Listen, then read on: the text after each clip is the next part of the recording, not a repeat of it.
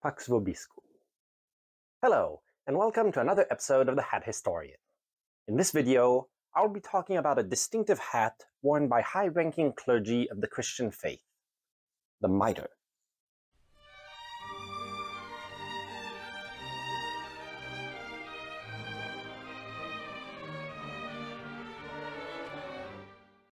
The mitre is a tall pointed hat made of two pieces of stiffened cloth sewn together and connected by a lining, with ribbons, or lappets, trailing from the back. It is often highly decorated with embroidery depicting various Christian symbols or figures. There are several types of varying degrees of ornamentation depending on the occasion. It is traditionally worn by bishops in the Catholic Church, as well as certain denominations of Protestantism, and by Catholic cardinals or the Pope. Another type, with a completely different design, is also worn in the various Eastern Orthodox churches. The mitre has its origins in Greek and Roman headgear. The name itself comes from the Greek mitra, which referred originally to a piece of armor, but then came to mean a sort of headband used by victors at games or by Babylonian officials. But the headdress that would eventually become the mitre can be traced back to around the 8th century, with the camelaucum, which was worn by the Pope outside liturgy. It was vaguely cone-shaped, resembling more a helmet than a modern mitre, and might have been inspired by Eastern Byzantine caps related to the Phrygian cap. It was first documented being worn by Pope Constantine I, who wore it during solemn processions, but then removed it when actually conducting liturgy. It can be noted that the papal tiara, the former traditional crown of popes, is also thought to be derived from the camelaucum. Originally simple and white, over the following century and a half, this headdress gained in prominence and ornamentation, and in the 10th century began to be worn during Mass. It also began to spread to other dignitaries during this time, with cardinals and bishops being granted the privilege of wearing it over the course of the 11th century. As I said, the original shape of the mitre was something of a cone, which bears little to no resemblance to the current hat. It became somewhat of a pointed dome for a time, before settling into a softer pointed hat, often surrounded by a band called the circulus. Then, in the 12th century, this hat started to be indented in the middle, leaving tufts, which over the course of the century were sharpened and formalized into two sorts of horns or cornua. As opposed to modern mitres, these horns were on either side of the head, but by the middle of the century, the shape had turned and suddenly they were at the front and back. In addition to the ornamental circulus, a new band called the titulus was often added that went over the tips of the horns. The lappets, which had often been to the sides of the hat until then, reminiscent of the bands used to hold it in place, were moved to the back, attached below the rear horn. These horns stiffened over time until they became two pointed pieces of cloth, taking on a form we would recognize today by the beginning of the 13th century. Though the two forms, the soft side horned and the stiff front and back horned types, coexisted for much of the latter half of the 12th and first quarter of the 13th centuries. It is sometimes said that the two horns represent the Old and New Testaments coming together, but that was likely symbolism added later, long after the shape had settled. With a general shape set, the mitre's evolution now mostly concerned its height and level of ornamentation. It became common at this time to heavily decorate and embroider mitres, beyond the simple circulus and titulus bands. Ones with gold thread, pearls, or precious stones, or other ornamentation became seen on some wealthier bishops and some of the more corrupt popes, which eventually brought about a regulation of hierarchy I will talk about later.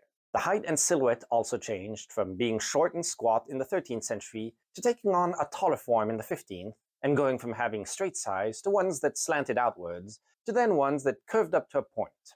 During the 17th century, it grew to a point where they could be almost half a meter tall, though then some excesses began to be called out, and it came back to more reasonable heights in most places.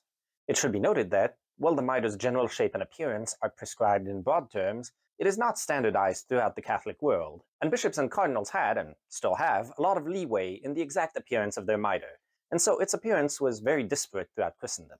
Furthermore, these evolutions were very organic, born out of a sense of fashion, which the Church was as subject to as any other group of men, and so not all changes reached various countries at the same time, nor caught on to the same degree. The point is, while the mitre would have been recognizable throughout the various dioceses of the world, no two would be fully alike, and not all regions saw the full evolution. During the Protestant Reformation, which saw various movements break away from Rome, one of the complaints was the excessive ornamentations and pageantry of Catholics. Many saw the return to a simpler faith, and as a part of that, certain elements deemed unnecessary or ostentatious were abandoned. Amongst these were some vestments and attributes, including the mitre.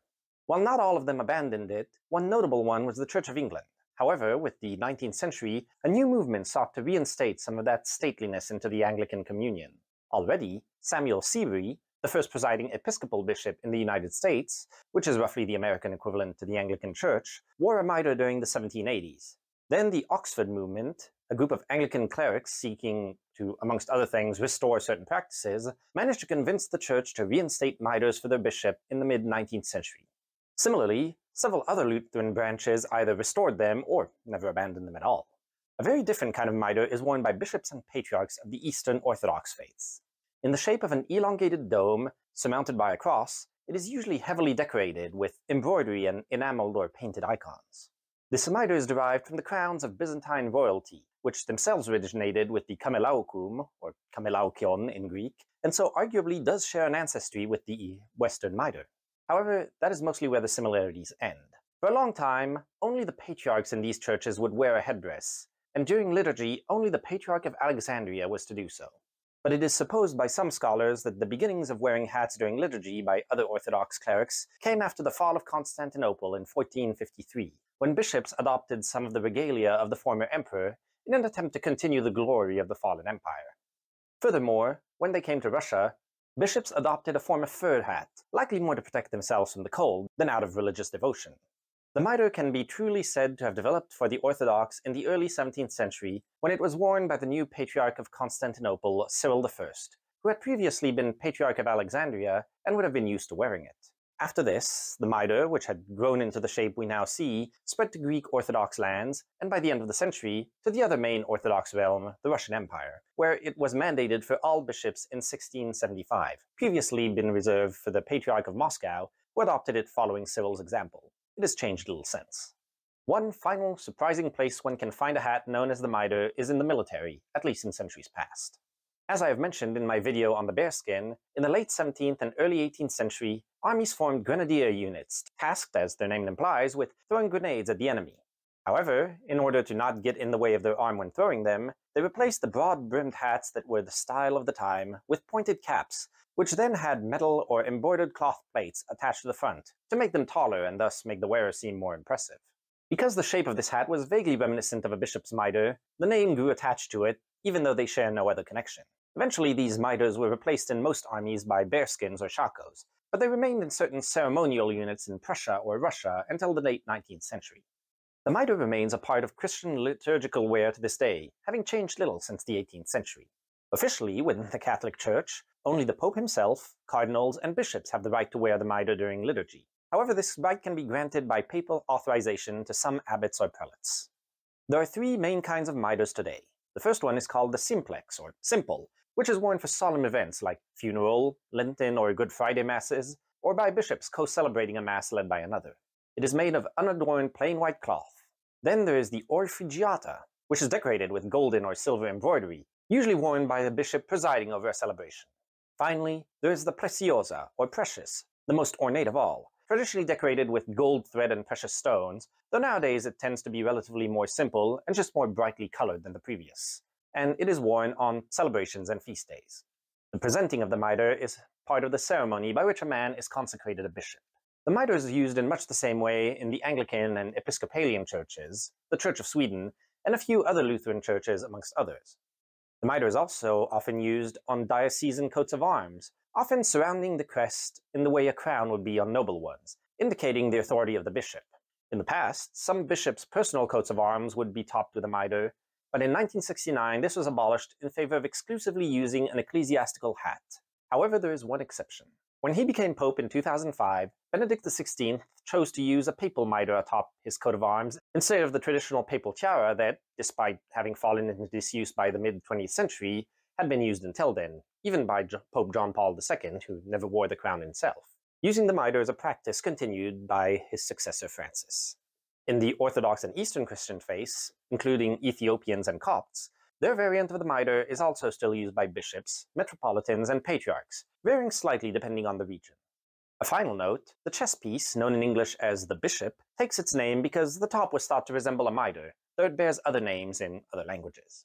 A highly recognizable and distinctive element of regalia, the mitre is the mark of a high authority in the Christian churches that use it.